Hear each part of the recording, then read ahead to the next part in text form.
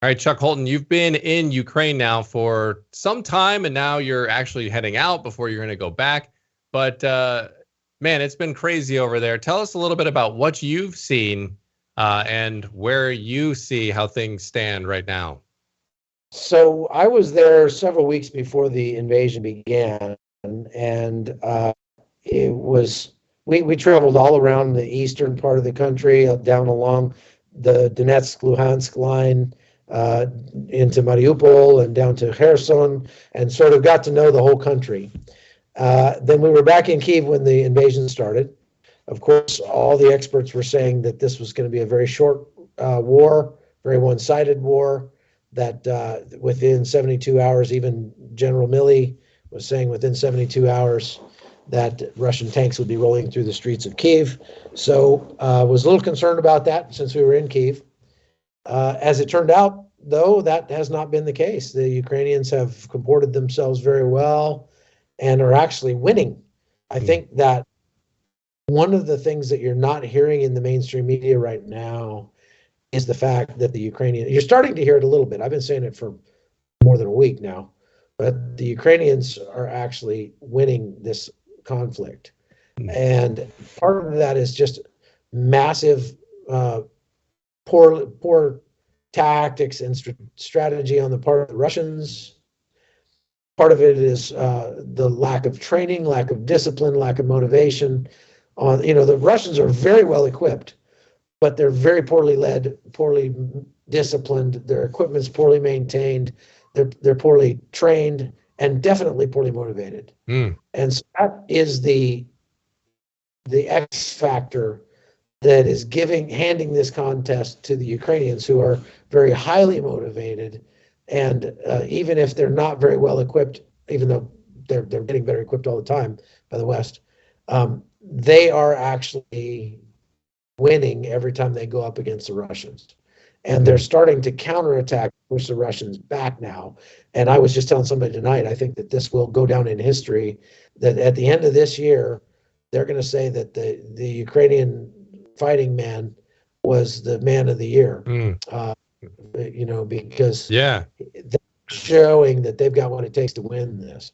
Yeah. And Chuck, I mean, I've heard that as well, that Putin thought that he was going to storm in there, have this big show of force with all of his tanks and everything else that he's got, and that Zelensky would sort of, flee, and then that would signal that this is over.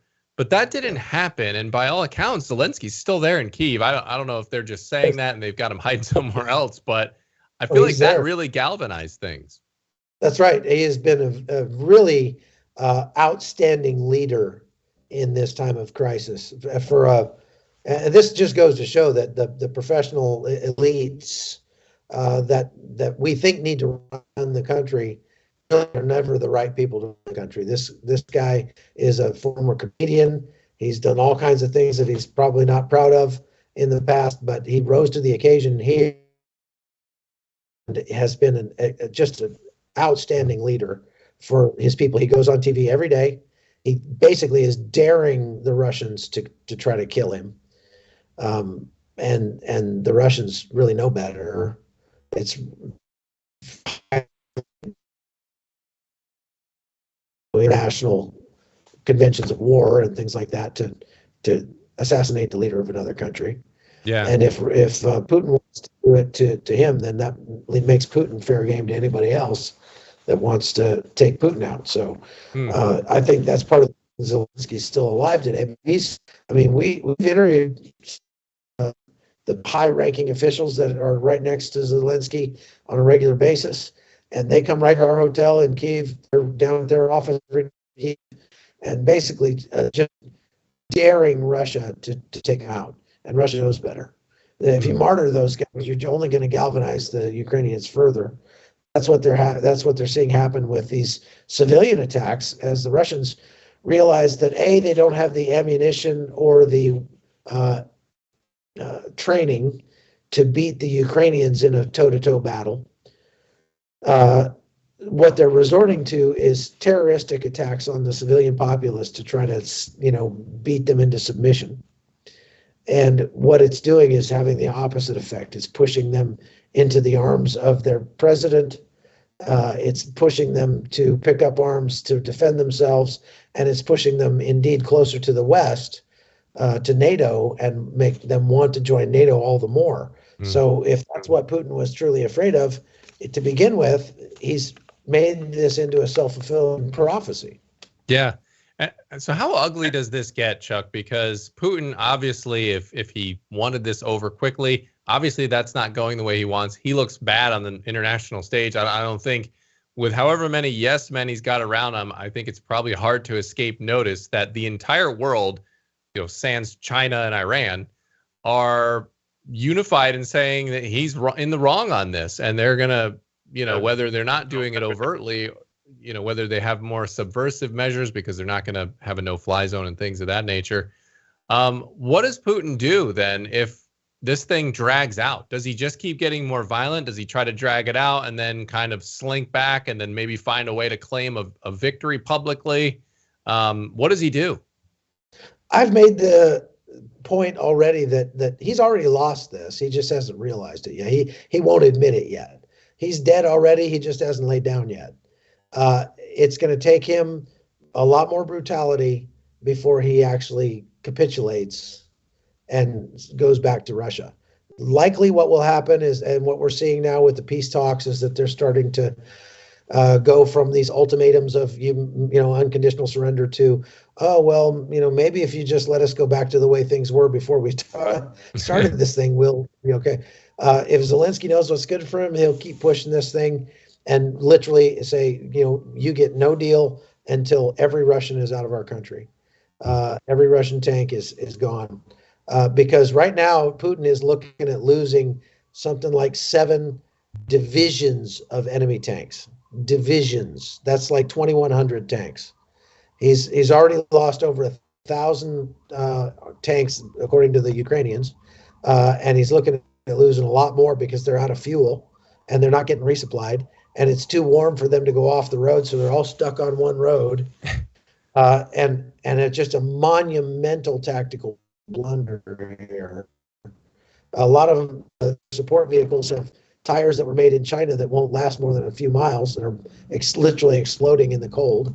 And so they are in really, really bad shape. And if the United States and the West knew what was good for them, they would give Zelensky everything he's asking for and more right now, because if Zelensky has what he needs, he can beat the Russians so badly right now that they won't be a military threat to anybody in the world for the next 75 years. But if we don't give him what he needs and we let this drag on until there's some sort of like half and half political settlement on this thing, then Russia will continue to be a threat to the West immediately, and we will eventually probably have to fight him at some point. That's what Zelensky's saying right now. He's saying, look, you're gonna either let us help us beat him right now, or you will have to fight him later. And so the better idea is just to give us what we're asking for so we can take him out and give him a spanking that will hurt him so badly that it will be done politically. I think it's already happened. They've started their counterattacks. The Ukrainians, you may not hear a lot about this right now, but we heard in Ukraine that the Ukrainians are pushing, they're counterattacking. They've already pushed the Russians out of several villages around some of the most tightly held areas up in the north, and they're absolutely wasting stuff in the northwest, and they're actually starting to fight back in places like Kherson that was supposedly taken by the Russians, and in Mariupol and places like that around Kharkiv. They've taken back some villages and some neighborhoods in Kharkiv that were held by the Russians. So it is starting, and Zelensky said 2 days ago, we have reached a turning point in this war, and we are now going on the offensive against the Russians. And so I think there's an opportunity here for the West, and we will probably miss it because politicians are dumb. But if they were smart, they would take full advantage of this, and it would be over for a long, long time. I'm really interested in the fact that Russia, and I want to talk to you about the no-fly zone too. So first question, I'm going to ask 2 questions here. First one, the no-fly zone. Do you agree with those who say it's a bad idea? Like the Biden administration, several, on both sides of the aisle saying it's a bad idea. And then you talked about these failed, tactics and just the lack of motivation, the preparation. I've seen some of these videos of Russian tanks just supposedly out of gas on the side of the road and civilians kind of coming up and laughing at them. Is that actually happening? I mean, are That is those actually things real? happening on a massive scale. They do not have the capability to resupply their tanks. A tank only carries 1 day of food, fuel, and ammunition. It needs to be resupplied every single day. Some of the captured Russian soldiers that they've put on television and interviewed have said, we were not getting any resupply at all for at least 5 days at a time. So that means these tanks are giant paperweights sitting on the side of the road right now. And they're not, the reason that they're not shelling Kyiv, see, this is the thing that's driving me crazy. You listen to the mainstream media and they say, Kyiv is being shelled mercilessly. You're showing video of it right there. Those are rocket attacks that are random and sporadic. So imagine a town the size of Virginia Beach, and they're shooting 3 missiles into Virginia Beach in a day. Now that's terrible. That's really bad, especially for the buildings that are being hit by these random missiles. But it's not destroying Virginia Beach. And if you're not within 6 blocks of the explosion, you're going to probably hear a boom off in the distance and go, what was that? But it's not going to affect you. I was at the site of this video that you're showing right here, where this missile hit the apartment building in up in the northern part of Kyiv. I went there after that happened. And within 2 blocks of that building, there were people out walking their dogs. There were people out running, getting some exercise. And there were people coming back from the grocery store with shopping bags within 2 blocks of that building. Okay. So the vast majority of this city of 3 million people is unaffected by what's happening right now. They are not shelling. Shelling means artillery and mortars. They are not close enough to Kyiv to shoot artillery and mortars into Kyiv. What they're shooting is rockets, and these are what are called Smerch rockets. They can shoot just 1 or 2 or 3 at a time. They have a range of like 70 kilometers. And yeah, they'll take out an apartment complex. They're big, but it depends if they have. Some of them have these cluster munitions in them that you hear a lot about. But if it's a HE round, yeah, it'll take out an apartment building. But in reality, all this is a distraction to keep the emergency services in Kyiv busy, going and pulling cats out of their apartments and stuff that they're burned down. They blew up that entire apartment building. 2 people died. That's a tragedy. It's a tragedy. But if they were shelling Kyiv with you'd have hundreds of thousands of people dying. Yeah. And you're not having that. Now you are having stuff like that down in the south, Mariupol and Kherson, around Kharkiv. You are seeing some shelling, but you're not seeing it in Kyiv.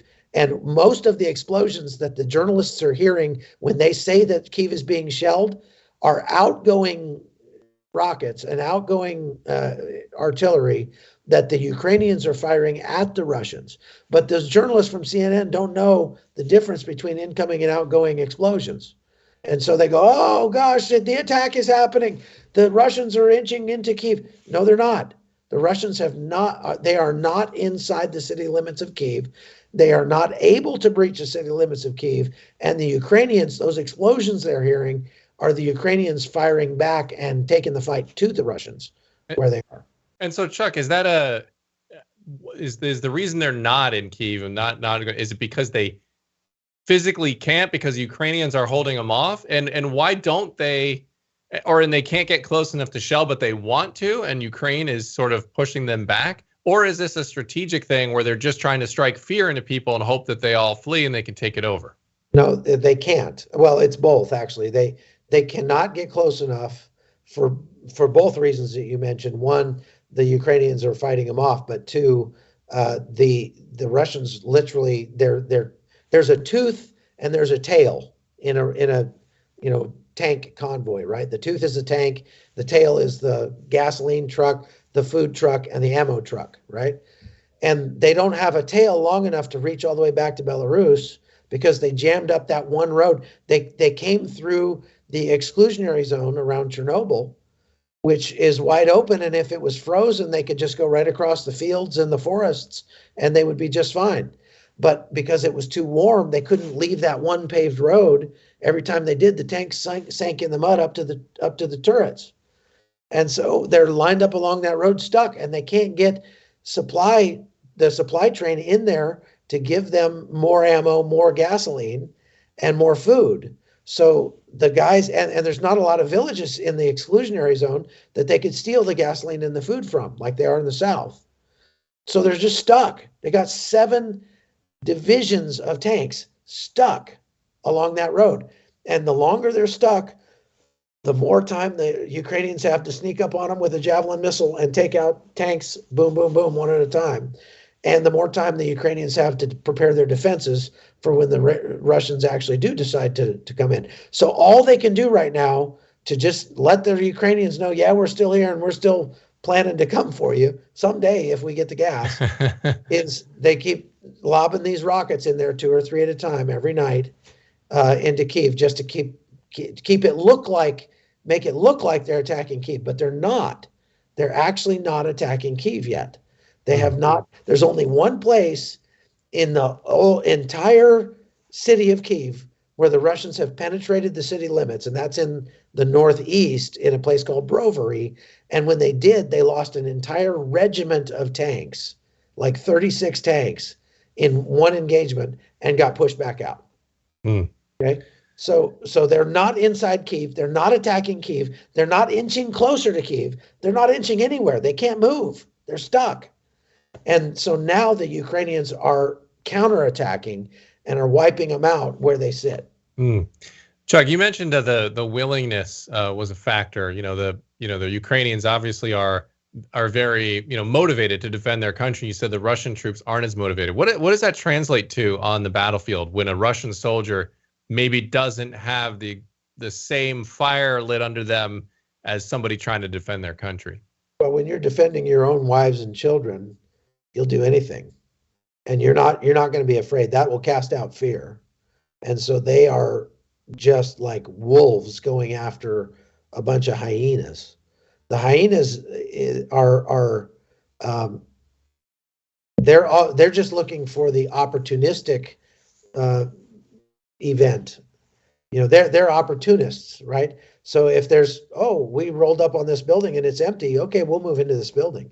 But if they roll up on the building and they lose their commander and they lose their lieutenant and they lose their sergeants to snipers, and all of a sudden they start getting grenades and everything thrown at them, these are conscripts. They don't want to fight. They didn't want to fight in the first place. They don't have anything against Ukraine. Why would I want to die in Ukraine? Like, I don't hate Ukrainians.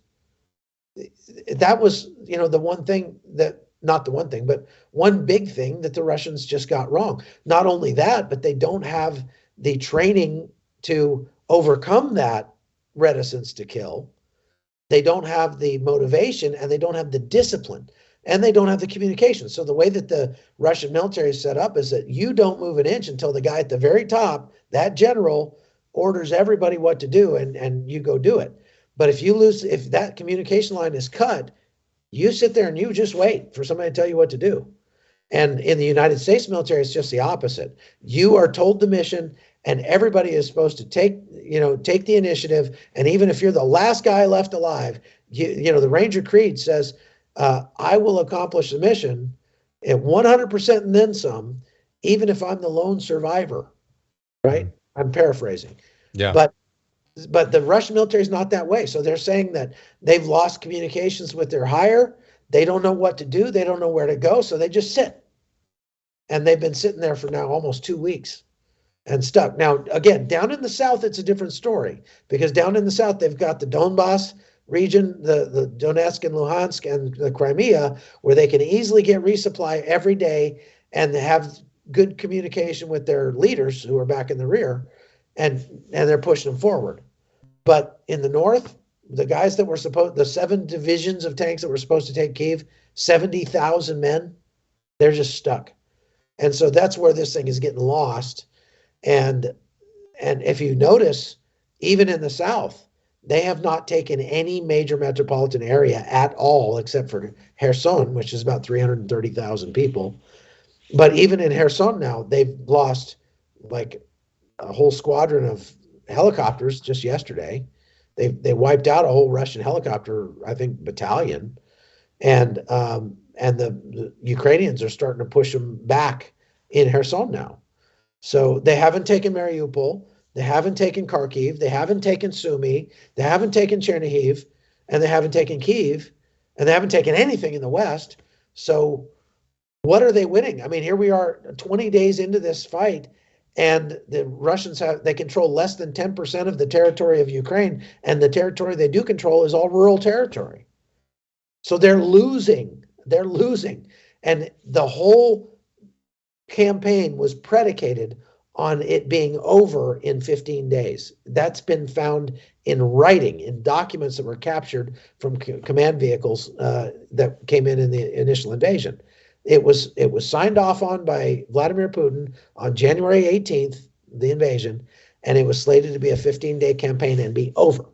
But that was dependent on the government of Ukraine rolling over, giving up, and surrendering. And they didn't do that.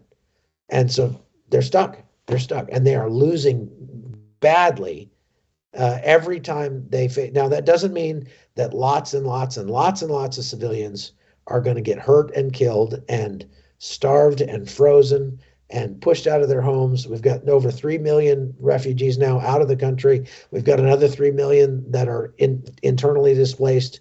It's horrible. It's absolutely horrific what they're doing. And they're just getting more and more brutal because a cornered animal will lash out and in the most brutal possible way to try to save his own skin. And that is a perfect picture of the Russian military right now. All right, Chuck Holton, he's been on the ground in Ukraine, and you're going to be heading back there very soon. And we continue to pray for you that you stay safe, and as well as the other journalists there.